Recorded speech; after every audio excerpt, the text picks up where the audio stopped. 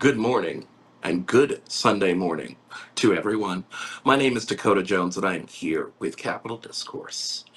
It's been a busy week in Washington and abroad. We've seen from the budget bill fight, the continuing resolution that the Congress is trying to pass to keep the government funded, to York County, Pennsylvania, where many officers were injured and some were killed in a violent attack, to censorship and firings and suspensions from Jimmy Kimmel to Matthew Dowd. Violence abroad and violence at home and censorship at home really brings us to the questions and the topics that we will bring to you today. And we'd like to welcome you into Capital Discourse on this Sunday, and we'll be back right after this.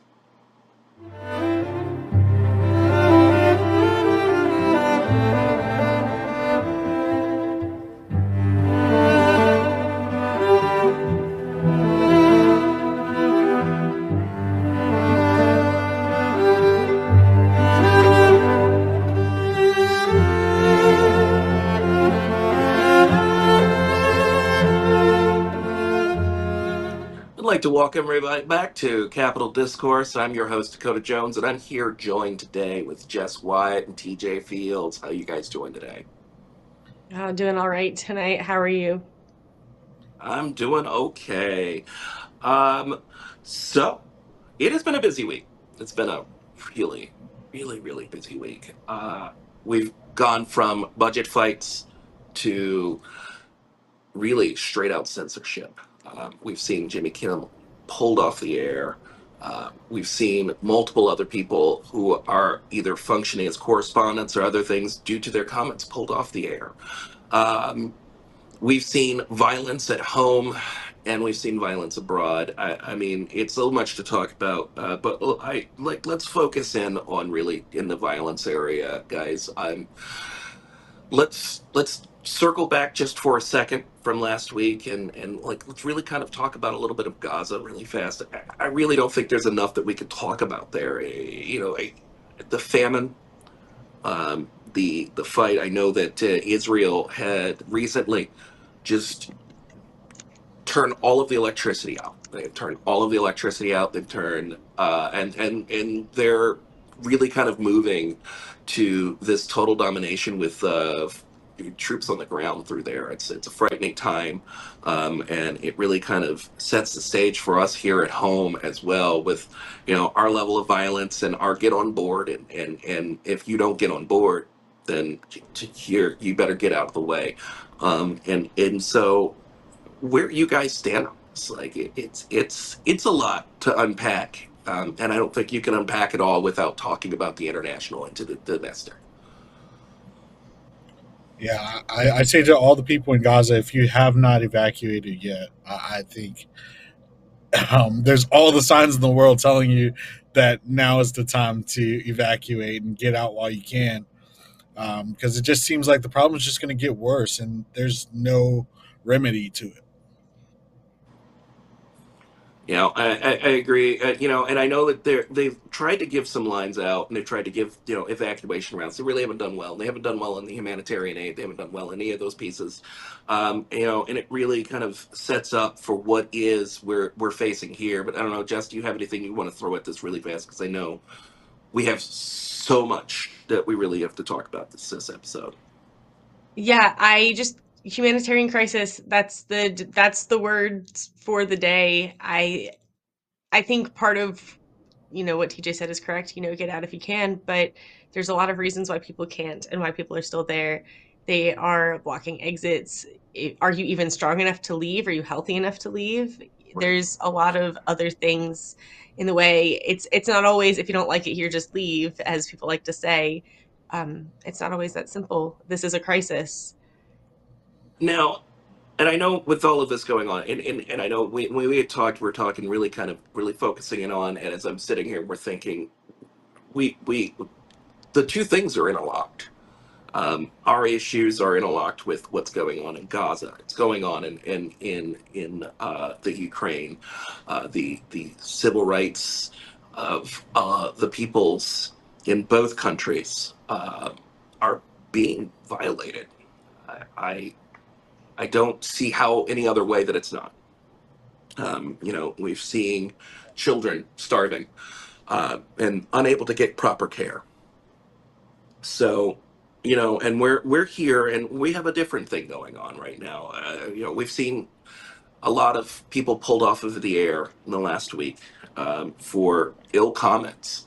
And while, and I'll sit here and I'll say that there's sometimes where a joke goes too far, and I get that you're making a joke, but it can go too far. However, I think that in itself is protected uniquely by the things that make us amazing, which is free speech.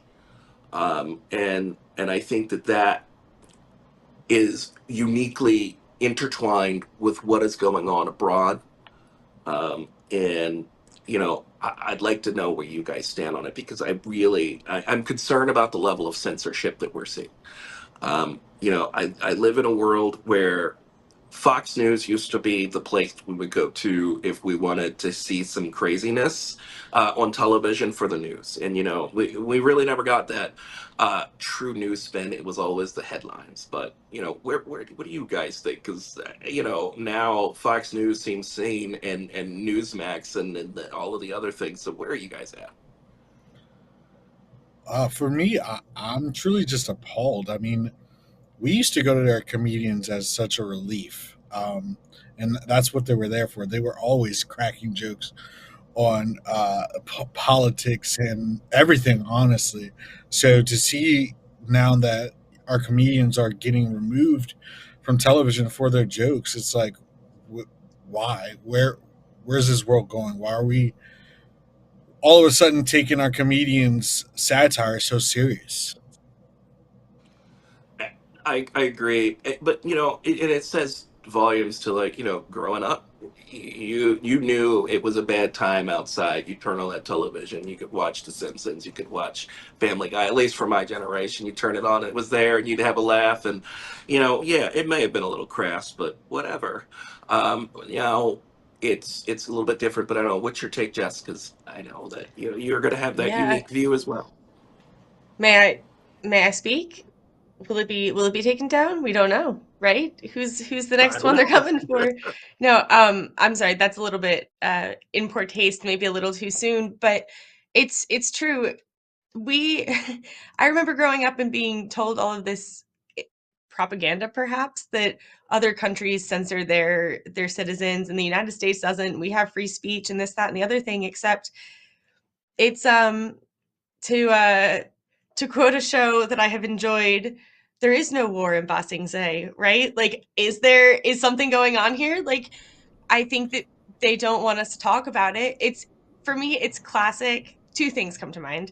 It's classic. It's not a problem if you don't complain about it, and Absolutely. also I something called Darvo. It's a psychological abuse tactic. It's defend, avoid, reverse victim and offender.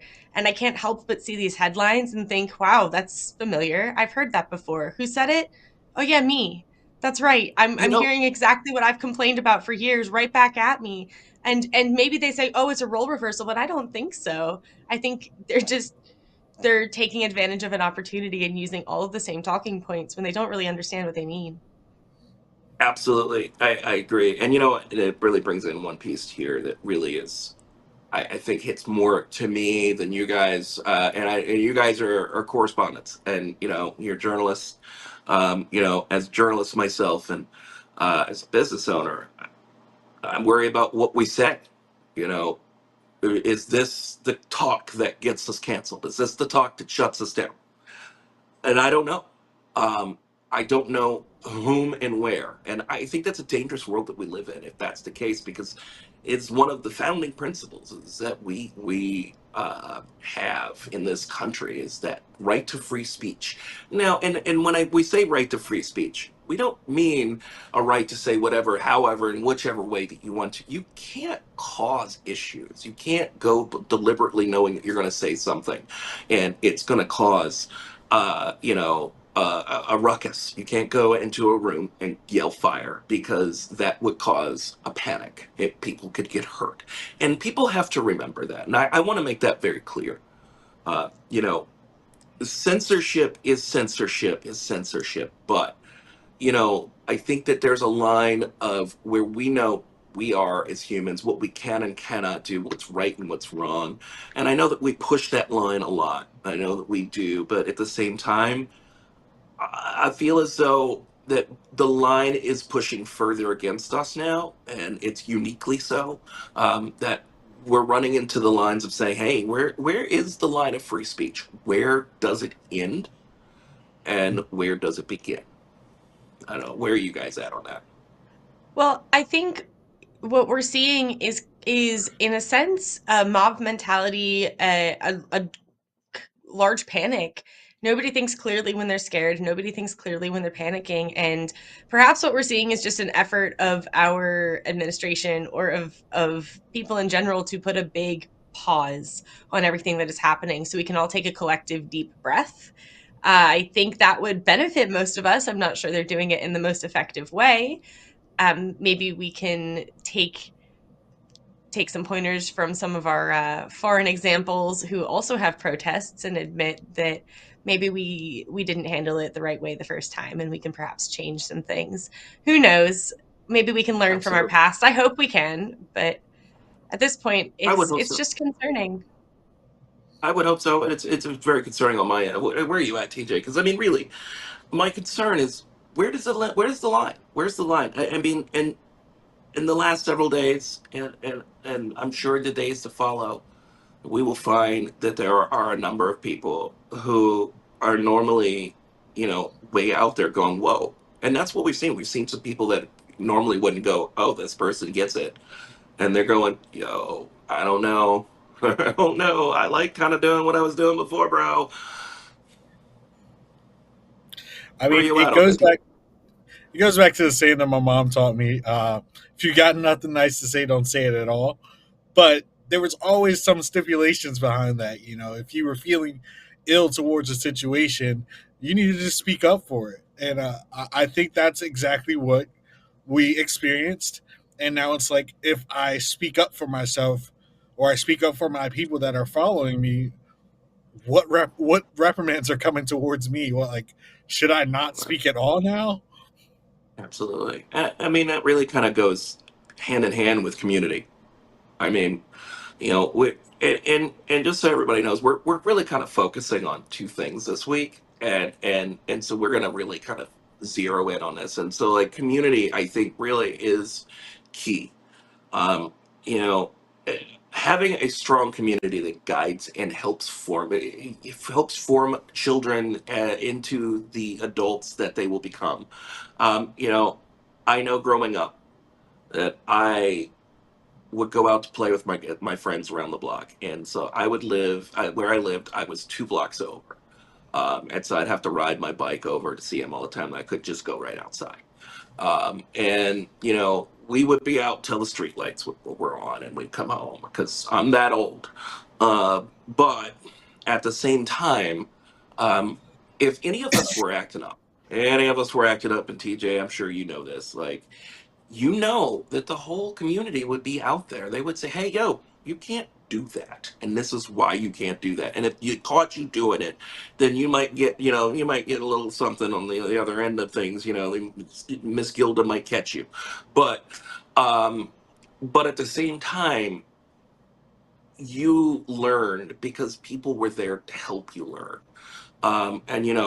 And then they would call everybody along the way. They'd say, "Go home." If you didn't go right home, everybody in a 2 block radius would know which way you were possibly going, and they would all be on the phone and be like, "Nah, bro, you going home." Then when you got home, your parents were there. But like, TJ, I know you got that same thing. Community here is really key. I don't know, where's your take on that?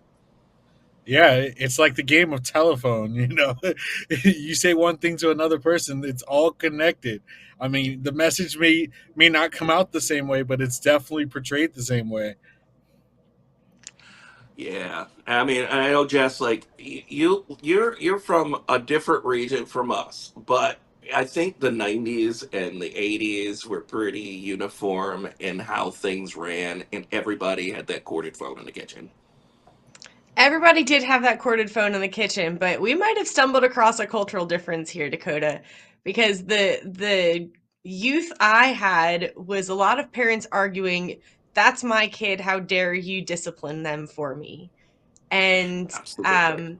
maybe that is perhaps the same ideology that we're seeing kind of split our country. And it, You know, this is and I this think is mine, how dare you tell me how to run it?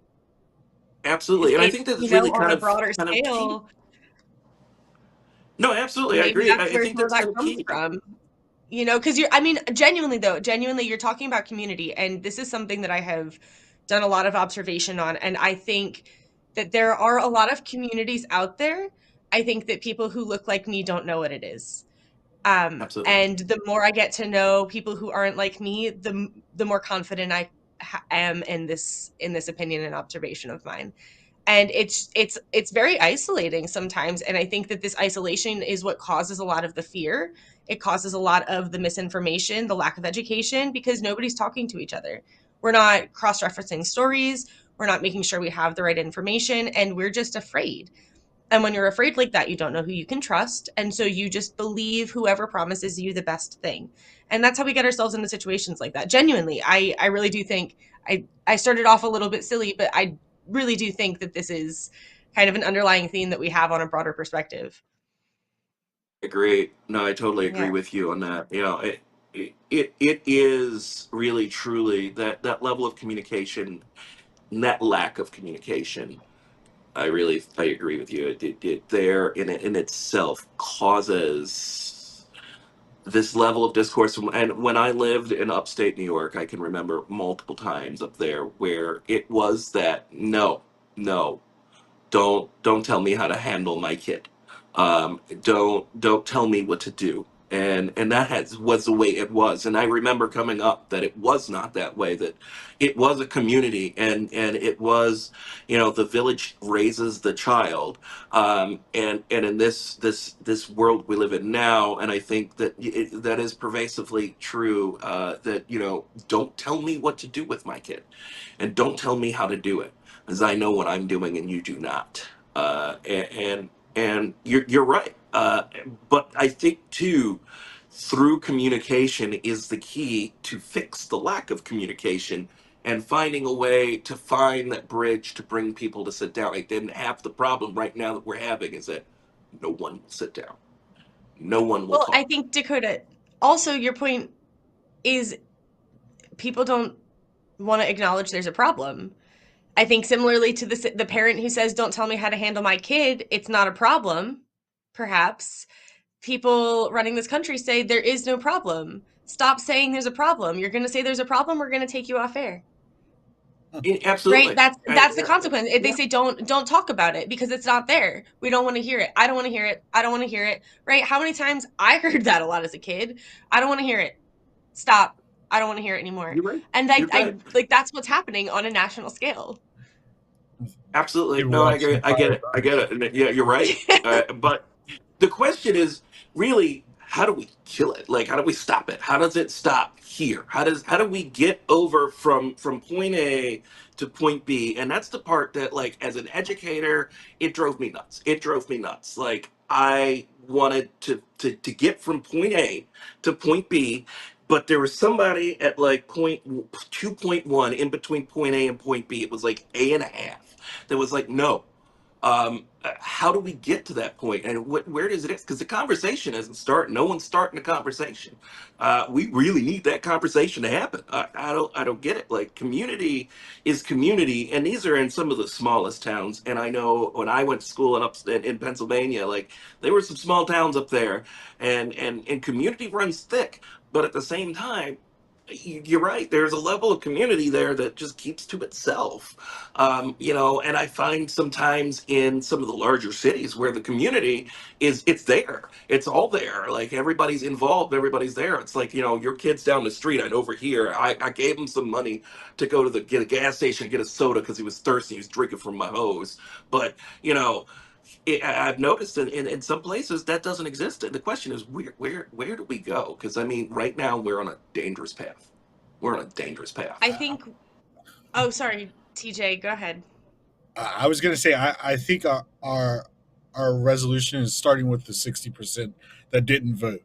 The 60% of Americans that decided to sit out of this vote because they didn't agree with either side, but now they're seeing the repercussions of that, and they by the time November 4th comes around, it's about 2 months away. It's time for you guys to step up and make that change for us. Yeah, you know what? Yeah, in that level, you're right. But then that comes back to the communities where everybody was talking, because it was our communities that stayed. But no, we stayed home. We didn't vote.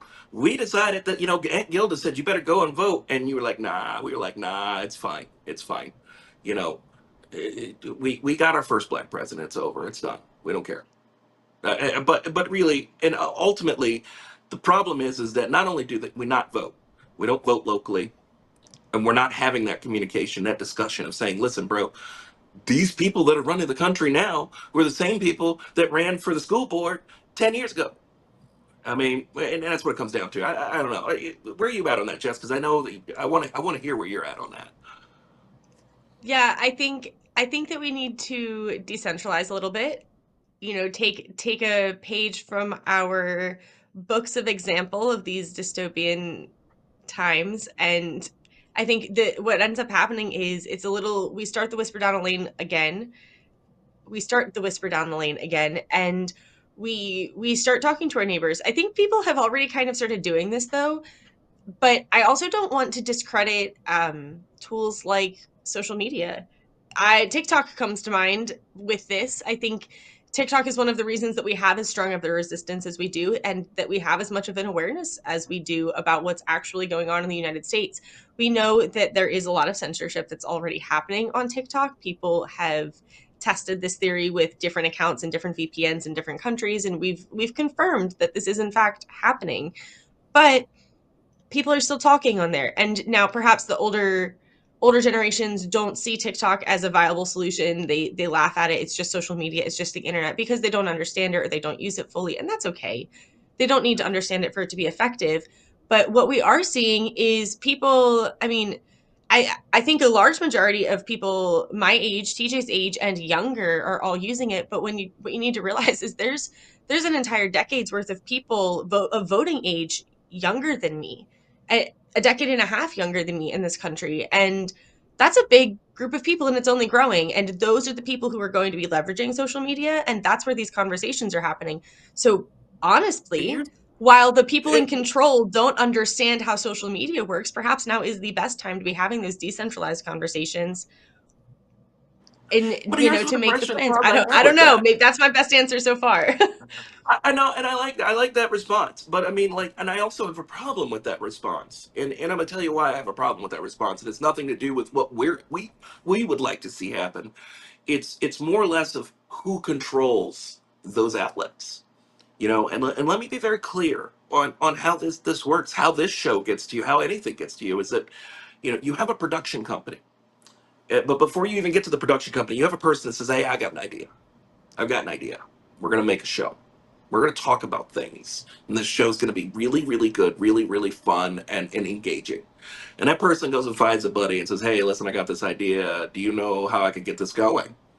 And that person says, yeah, I know a person over here. He's got a production company. That production company goes, oh, yeah, I like that idea. Let's start putting together that form into a script, right? This is how all television is made. All of it, all television, all news, all of this thing, all of it's made in this way, the same fashion. Then let's put together a script. Great, here's a script, all right? And then that person, and they start getting all of the resources together that they need, all of those little resources that they need. They need script writers, they need crew, they need executive producers, they need funding. And funding is the next big piece that you need. So then you're going to go find somebody that can get you the money. So then you find somebody who can either get you to a distributor or get you to some grants, and then you'll get to a distributor. And then you send all of that information out and say, hey, listen, I've got this is what's going to be. Here's a little plot of what it looks like, because this is the point where you've already done like a little bit of filming. You said, hey, look at what we can do. Give us some money, we're going to make more of that, right? And in that situation, they say, yeah, Yeah, you can make more of that. That distributor then goes to the platforms, and the platforms say, "Hey, listen, I got this," and they say, "Yeah, I like it. I'm going to give you some money for it." But the problem that we have now is that that system that the is disrupted. We see a lot of the large banks distributors who are now controlled by people who are donating to some very, very influential campaigns. And they are modeling what they're told to model. And these campaigns are doing what they're doing because they're given money to do so. And quite honestly, this is where we're losing a lot of our genuine approach.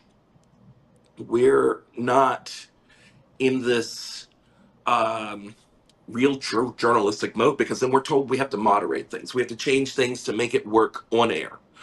Um, and so then this is where my problem truly lies. If we're changing the authenticity of what you're doing, and this is happening and replicated all over, um, what happens to us and what happens to the voice? And so, really, I think that we need to have the conversation of how do we talk to each other? It's no one will talk to each other. You walk down the street and you could give three shits less about the person that's next to you. You know, somebody, hey, yo, how you doing? Like, you just put your earbuds in. You put your earbuds in and you walk by. If you're in a city, on the train, you're just like, whatever. Like, don't talk to me. Don't talk to me. But, before, 10, 15 years ago, you gave that 2-second conversation. And it was always that social anxiety of like, bro, how much is too much? How much is too much? Like, okay, but really, like, and that's where I kind of am. But I'll let you guys get a thought on that, and then we'll kind of shift into what we're going to talk to next because it's going to be more community. So, what's your thought on that, guys?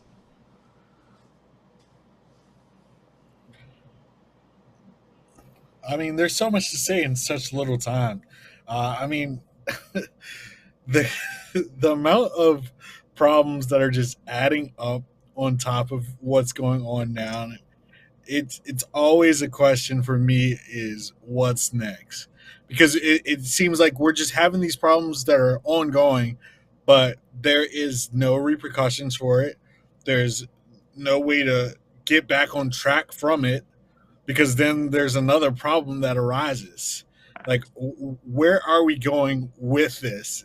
There has to be some big, beautiful plan that is telling us what's going on and where we're going with this, or else we're just going to completely burn and let the fire keep burning. We have a lot of really creative people. We have a lot of really creative people who are protesting.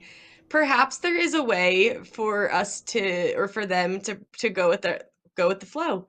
Can we do a big beautiful plan that involves a big beautiful protest that somehow caters to, meets the checks the boxes that need to be checked in order for it to be passable, but really gets the word out in a,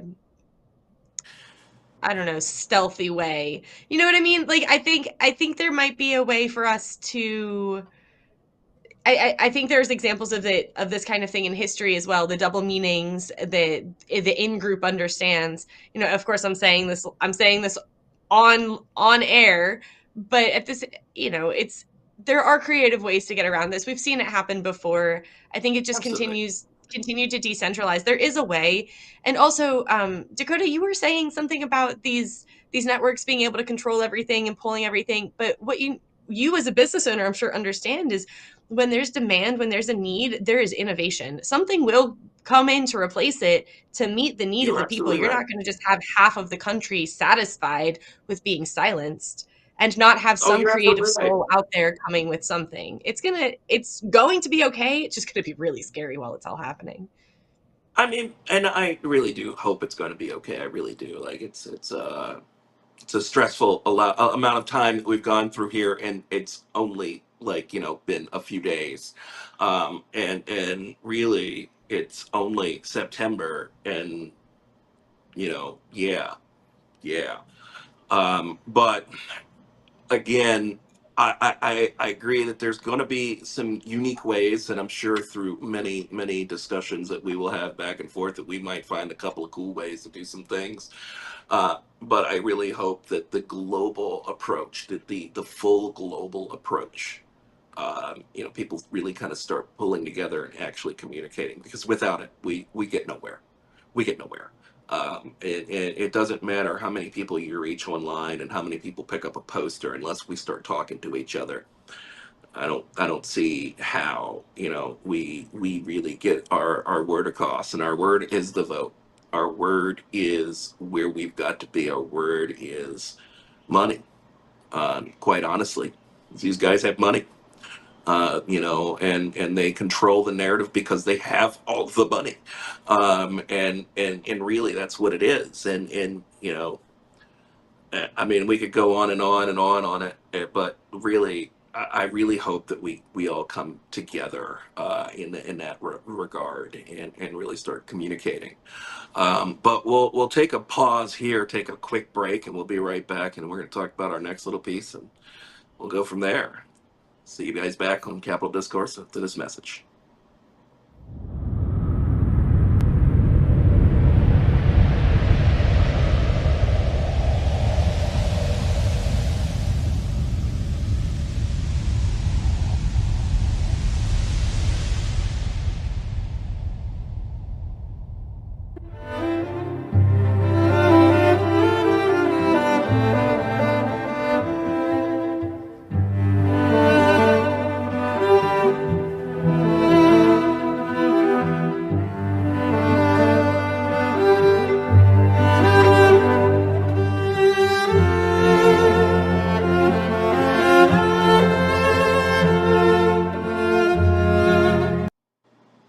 Hey everybody, welcome back to Capital Discourse. I am joined here with my co-host Jess Wyatt and my co-host EJ Fields.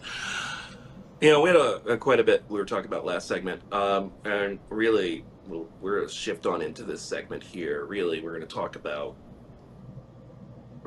violence, and there's no other easy way to really kind of to ease on into this. We're talking about violence.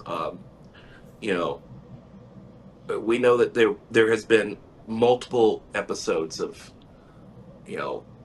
mass shootings this year, have resulted in deaths, and they were in schools. We know that there have been multiple situations where people have been shot just doing what they're doing, and living their life, and at no point is any level of gun violence okay. At no point is any level of violence okay, and a person should not fear for their life doing anything that they're doing. You shouldn't have to go to a store, shouldn't have to go to a restaurant, going to your car, going to school, going to work, and fear getting shot. It shouldn't be a conversation that somebody should have to have with anybody's children, with anybody at all. Yet it is something that has been pervasively growing in this country and across the world. And honestly, I think one of the biggest things here that we have not discussed, and we've seen a lot of discussion about violence, and we have blamed left, we have blamed right, we have blamed this, we have blamed that, we have blamed the guns, we have blamed the laws, we blamed all of the things. But how about we blame the community? How about we blame the lack of the community? How about we blame the lack of involvement? How about we blame the lack of care, of wanting to know what is going on? Because in a community, when you know that you've got an individual who is in a bad way, and psychologically, emotionally, physically, you try to help that individual. We have gone out of our way in communities to remove that help. We've gone out of our way to remove the supports that people need that can intercede in these things. Because I don't see how any human really and truly wakes up and says, I'm going to go out and commit murder today. And I really, really think that that is an illness. I think that there is a problem, you know, and it needs to be addressed. It needs to be talked about. It needs to be talked about in communities, because these are the communities that are affected by this. So we're having this national discussion about blaming left. We're having this national discussion about blaming the right. We're having this discussion about, well, this gun law is this way, but really, where's the discussion about what's in the community?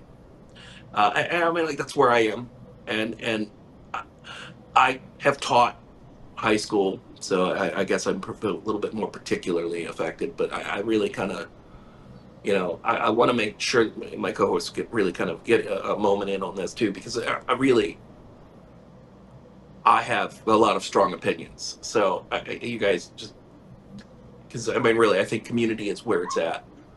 Uh, but yeah, Yeah, well, Dakota, they say the call's coming from inside the house, right? These officers were shot serving a domestic violence warrant, related warrant. And absolutely, I think that highlights some really important issues that we have in this country. The call is coming from inside the house. These problems that we're having on a grander scale can all be tied back to, or oftentimes I tie them back to abuse tactics, psychological power and control tactics, because that's what's happening and we're just seeing it played out on a greater scale.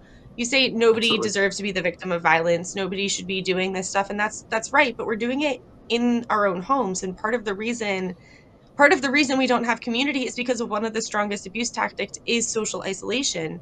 These abusers are isolating their victims. They're making sure they feel alone. They don't have anyone to talk out against.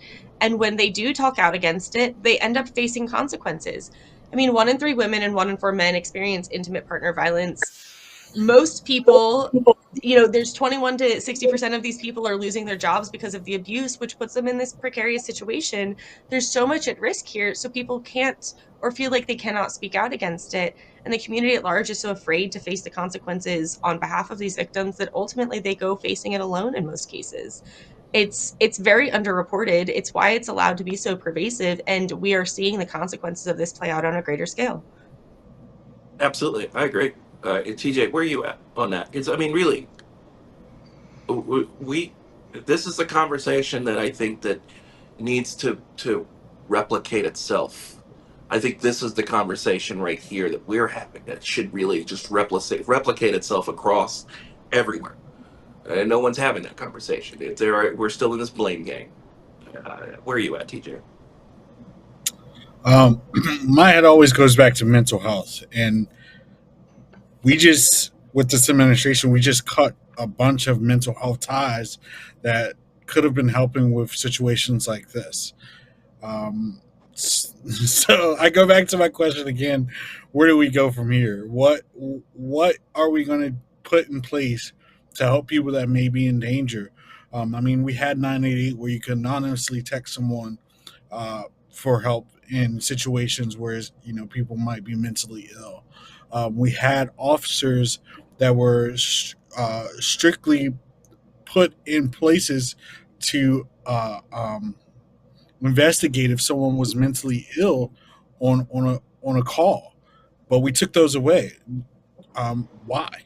Where are we going? Are we ignoring the mental health crisis that uh, eludes all of us in this country? Because we all deal with mental health in a different type of way.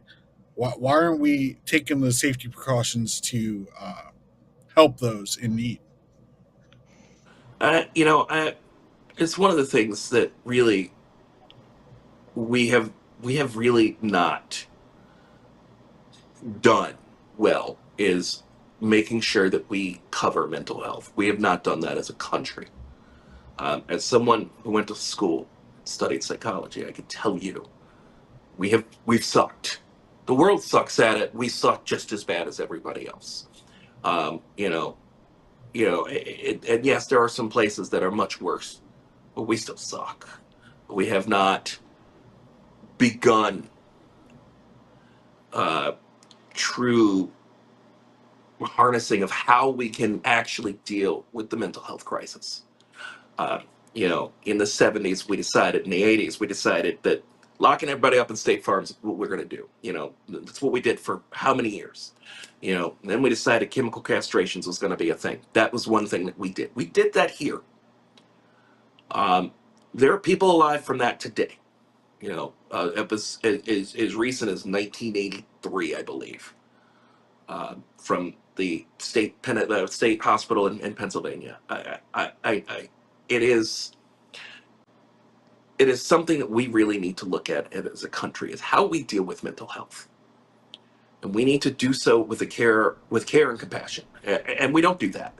And oftentimes we ask the question how we wind up in a situation where this person has done this and that and the other. We haven't had this discussion. We've blamed each other so much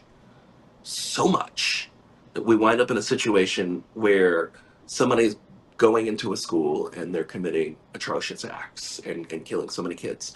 We wind up in a situation where somebody is going into a church and they're shooting anything that moves.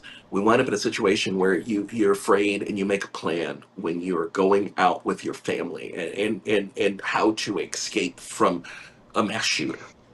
In a world where we've had terrorists, in a world where we've had a multitude of other types of issues, I feel as though it's pretty bad when we have to discuss how to get away from one's own citizen, your fellow neighbor.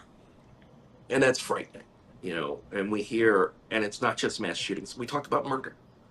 You know, college students going away and they're going for an education, but yet, somebody who has pervasive mental health issues winds up killing them.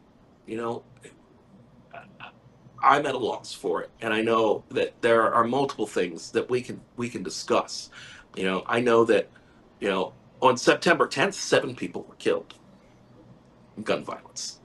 September 10th, 7 people were killed in gun violence, and that is something I think that really should be said. Is that it shouldn't be a thing. 7 people on September 10th were killed in gun violence, and what are we going to do about that? What are we going to do as a community about that? Are we going to sit down as a community and have a discussion? Are we going to have a discussion on how we solve that as a community, not how we blame each other into it? And you know what, we can and I was talking to TJ right before. There are ways that we can do things to try to mitigate things. We can control weapons and things like that, gun control. But you know what, gun control isn't really the answer, I don't think. I think that there are some things that we can do to restrict certain weapons, sure. um, but one of the things that I brought up to him, and that really kind of just still holds true to me, and it baffles me that we haven't done it to this day, is, you know, when you buy a car, you get a registration, a license plate, and you get insurance. And all of those things together you pay for, including the insurance. When you drive a car, because you say, I don't want my insurance. That's the first thing anybody says when they go, don't ding up my car, don't scratch the car, I don't want my insurance to go through the roof. No, you're not driving my car, because if you hit something, my insurance is going to go up. Maybe we put insurance on guns. How about that? How about we say, hey, you know what, you can have what you want, but you're going to have to buy insurance for it. How about that? We can give everybody something to hang their hat on. They can bill for it. There's another way of making money. Insurance companies would love it. Maybe people would be a little bit more responsible. Maybe we wouldn't have people just leaving them out, people just accessing them. We'd have people saying, okay, yeah, I can have it. I can have it, and it's not restricting it. I just got to have insurance to have it. I don't know. What's your guys' take on it? Because, I mean, the conversation can be had about what we're not doing. I think the conversation also could be had to what we can do.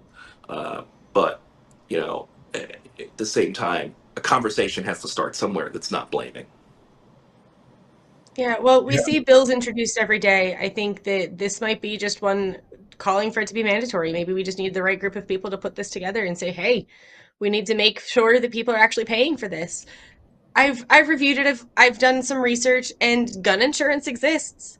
Typically, it's covered under your homeowner's insurance property. There is firearm insurance that goes similar to a vehicle or something. There's loss, damage, theft, destruction. Then there's also coverage that covers loss of work in case you got arrested or incarcerated, right? There's civil defense costs, Mhm. civil liability costs, bail bond costs, and everything that's covered through this insurance. It exists. It's out there. We have the solution. We have the solution. We just need to maybe change the narrative a little bit and say, hey, you know what? You want to keep your guns? We're not coming for them. That's fine. Keep it. We want you to be responsible with them. Oh, you already are responsible with them? Fantastic. Then you shouldn't have a problem having insurance. If you're already I mean, responsible, insurance rates are low, right? That's the whole point. That's the whole point. yeah, But just in case something happens, just in case there's an accident, we want to be covered because you don't want anything to go wrong with your gun, but you also don't want the victim of your gun to have anything happen either, right? These are genuinely, I think a lot of these differences come down to people just vehemently defending their values when we need to realize that we all share a lot of similar values. We just prioritize them slightly differently, but we get so caught up in the no, don't take what's mine that we never hear the I'm not trying to take it part. It's out absolutely. there. I think we just need to take advantage of it in a different way. I agree. I agree. TJ, what's your thought? Because I mean, really, I think this is the conversation where it's at. So, where are you at? I always think about the the type of firearms that people are allowed to carry. There should, in no circumstances, be a reason that a person needs an automatic rifle in this country. Um, I can understand being in the army, fighting for this country, but you aren't at war when you're on your home turf. Um, I think everyone should only be allowed to carry around a handgun at that. There is so much more to it. There's so many different rules depending on where you are. I mean, just to look at it in New Jersey, you have to renew your permit to purchase your gun every 90 days. That sounds perfect to me because, we can test them on mental health, like I said before, in those 90 days, um, to see if they're clinically stable to wield this weapon. I think for DC, it's every 3 years that you have to renew your gun license. There's so many different rules for each state. I think we all just need to grab all the states together and come to one consensualized control of what actually is permitted. Yeah, I mean that also makes sense, and that's one argument that should be, and it shouldn't even be an argument. It should be a discussion. It should be saying, hey, how we can make this work. Because I mean, you know, there's a level of the states' rights, right? Like states want to be able to wall govern to govern. That's great, and I love that idea. I love the idea of the states being able to wall govern to govern, and like, but at the same time, we know the federal government's going to stick their head in somewhere along the way. And the states are going to scream back, and that's fine. That's fine. And then they're going to blame the left and the right, and that's what it's going to go down to. They're going to blame the left. The left's going to say, "Well, you're trying to ban this gun, and that gun doesn't make sense, and this gun, and that gun, and that gun doesn't make sense because it's made in my district." Uh, but really, what this comes down to is common sense. You know, and I think that that's really where the discussion is at hand. I hope that maybe this helps spark the common sense talk. Maybe it helps stop the paranoia and the yelling back and forth. Who knows? Who knows? Maybe it will just backfire and they'll all come for us. Whatever. But at the end of the day, I really and truly think that common sense is where we need to live when it comes to this. Um, we live in a world where firearms are necessary. Uh, we must have them. There are too many. There's too much evil out there to not. That's why we have police, and not everybody's comfortable in carrying one, and that's fine. Um, but at the same time, we must be responsible for the ones that are. We must find a way to. I think mandatory insurance is one way to start. It's one way to start. You know, you're not going to let anybody just drive your car. You're not going to want to pay that insurance bill later. Yeah, it's going to be covered when they crash it, but you know you're going to be responsible. You're not going to lend your gun out to everybody. Oh yeah, it's fine. Go ahead and take that. It's fine. You know, no, no. You're going to lock it up. You're going to lock it up and know where it is. You're going to know exactly where it is. You're going to keep a good eye on it. Same way you do with your car. You know, the conversation of mental health, which we were discussing earlier, really truly comes into this. I really truly believe that that is one thing that is massively important. You know, especially now, as we are all seeing that with all of the events that have happened, school shootings to assassinations, political assassinations to police officers being violently injured and or killed on duty. You know, no one should have to live in a world where this is a continuous thing without having this discussion about how we fix the problem. Because no police officer should live under that complete threat. You know, they have enough going on. Um, you know, I think that mental health has to be a conversation. It just has to be. And let me be clear too to those who will argue that and say, well, then that, you just want to have people going out and this, that, and the other thing with these police officers, and you're going to de-arm. No, I don't want to de-arm the police. I don't want any of that. But I do want to give them the mechanisms that they need to be successful. Maybe, I don't know, revamp the 5150 laws. I don't know, make sure that when a family member calls and says, hey, my cousin is not in a good way, man, you need to go talk to him, that maybe somebody actually, you know, makes that happen instead of saying, well, you know, we went out there, we couldn't do much. Maybe when somebody puts a call in, and you guys welcome to chime in now at any point, but like maybe, you know, when somebody goes out there and says, hey, like there's an issue with this family, jump in. Yeah, I'm just all of the stories.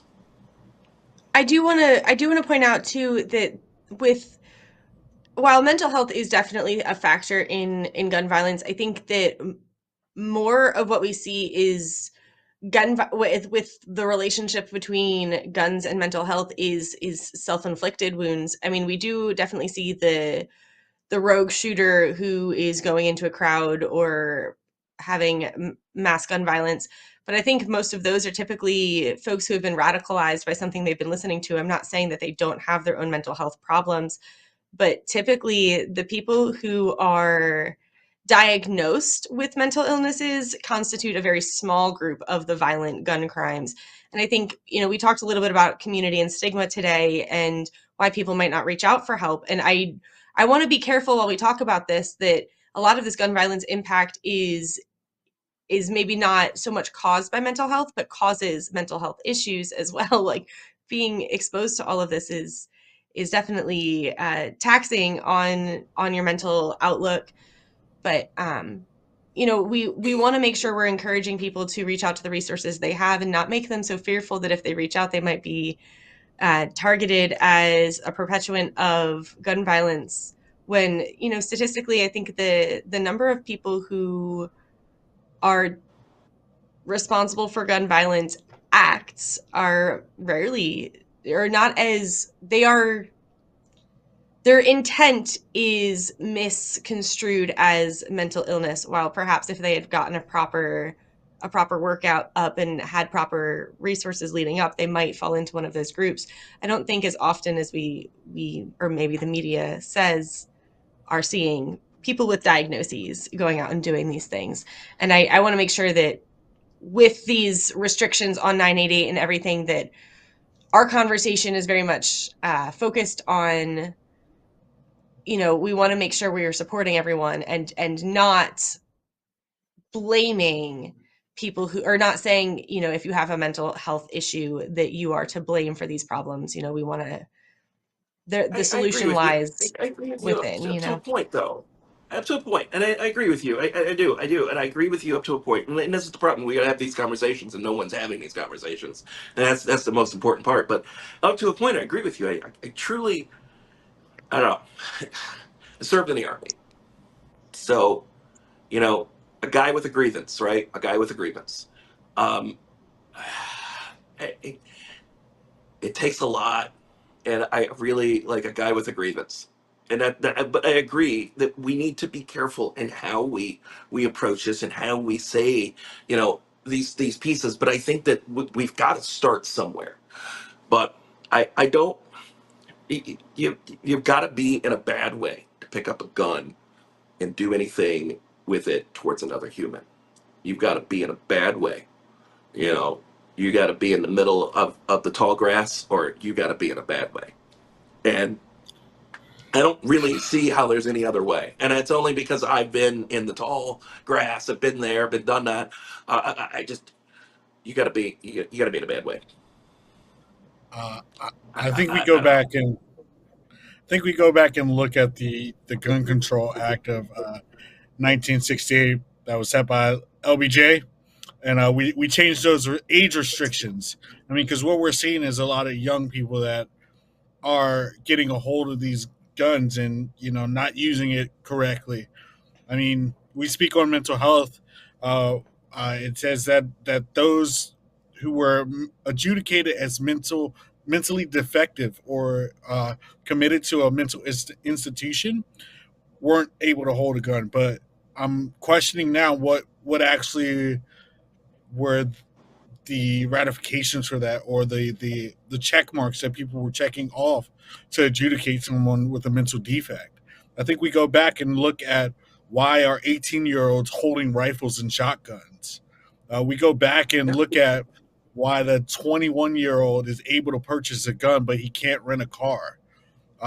We go back and look at there's so many things that I happen mean, with that. that's one of the grievances that you hear in the military all the time. Like, I There's can do this, but I can't do this. Yeah, no, yeah. my question Yeah, is that's something I what's can the definitely get behind. Is adjusting the ages of things. I mean, we don't have a fully formed prefrontal cortex until 25. Later, if you're any form of neurodivergent, it takes even longer. And we're learning these things. Of course, we should have a revisit of these legislations. I think, TJ, you have a great idea there. And then, you know what? You're right. But there's a lot of things, across the board that has happened. But we've really got to centralize these talks, and nobody's having them. At the end of the day, my problem is that no one's having. Not even the journalists. Like, no one has sat down and said, you know what, this is the narrative we're going to talk about today. It's like, let's wake up. Literally, everybody else in this industry right now is woken up and is like, how we gonna fuck shit up today? How we gonna fuck it up today? Like, that's where we at. That's what's happening. Um, I've been doing this a while, been here a while. And I've seen many ups and downs and many cycles and many things along the way. And my God, come on, guys. Come on. Come on. Really? Like, let's have the conversation. Sunday morning, let's have the conversations, guys. Like, come on. Come on. We're going for the quick bite. Let's have the long discussion. Use that hour and a half. Use that hour. Let's go. I don't know, but there's my crash out moment. So here we go. But really, we really need to have this conversation. That's where it is, and it starts in the communities and starts with us. Honestly, stop yeah, now, cause yeah. my major question is what is ATF doing now? Like, we're using them on the streets of DC rather than using them to go, find out who's actually legally holding a gun. Um, yeah, Hmm. let's get them let's get them out of the district, and maybe even if while they're in the district, find the ones that legally should be holding a gun binding. Hmm. I mean, all of the things, all of the things. What is and what can we do? And and we, the three of us, can sit here until 9:30 at night, or 5 a.m. the next day, and talking about these things. We might be a little haggard for the face, but other than that, like, we could keep going and going. But really, the conversation has to be here And it has to be in the communities. It has to be in the towns where everybody is. And hopefully somebody hears this, starts a communication somewhere. Maybe somebody else sees this and they start a communication and it's good. Maybe we get to that point to where, we have an approach that somebody fires off just enough approach that we can just say, hey, okay, all right, we're going to sit down and we're going to have this conversation. But we have to start initiating it. And honestly, there is no one more important, I think, than within the press that needs to start that conversation. And instead of going for the quick soundbite, because it's obviously not working right now, guys, how about we talk about the problem? How about we talk about what it is? We have the mouthpiece. Congress gave us the mouthpiece. They did. They gave us the mouthpiece. They said, here you go. All you've got to do is report the news true and fair. Once a day, at a certain time, and you get to have a network. Here you go. So really and truly, I think that is the conversation where the piece starts. That's where the change in a lot of things has happened over time. But we will have much more time to discuss about this in another day. But I want to give you guys your last thought with everything that's going on, and then we'll wrap it in. Jess, last thought. It's a humanitarian crisis. That's what we started with, and that's what we'll end with. It's not just a humanitarian crisis abroad. It's not just a foreign problem. The call is coming from inside the house. How close inside the house is it? Only time will tell. Maybe it's time to look around and reevaluate your life and make some changes. But it is. I think it always is, to be honest. I think that that's a healthy thing to do and incorporate into your daily Mm-hmm. life. I don't think it's something we should just be doing in times of crisis, but Mm-hmm. now is better than never. Better late than never. Let's start, y'all. Let's do it.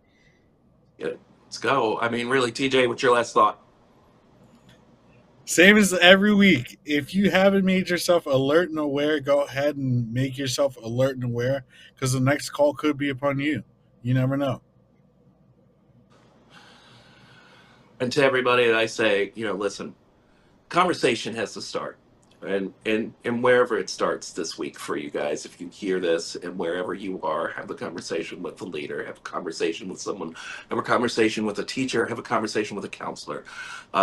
Wherever you guys are, have that conversation. And start that conversation, because that conversation is key to get us there.